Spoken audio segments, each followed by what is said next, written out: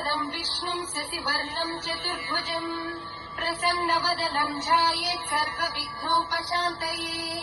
व्यासम् वसिष्ठनप्तारम् सिद्धेः पौत्रमकल्मषम् पराशरात्मजम् वन्दे शुकतातम् तपोनिधिम् व्यासाय विष्णुरूपाय व्यासरूपाय विष्णवे नमो वै ब्रह्मनिधये वासिष्ठाय नमो नमः अविकाराय शुद्धाय नित्याय परमात्मने सदैकरूपरूपाय विष्णवे सर्वजिष्णवे यस्य स्मरणमात्रेण जन्म संसारबन्धनात् विमुच्यते नमस्तस्मै विष्णवे प्रभविष्णवे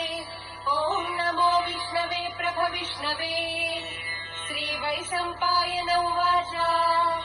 श्रुत्वा धर्मानशेषेण पावनानि च सर्वशः युधिष्ठिरश्चान्तनवम् पुनरेवाभ्यभाषत।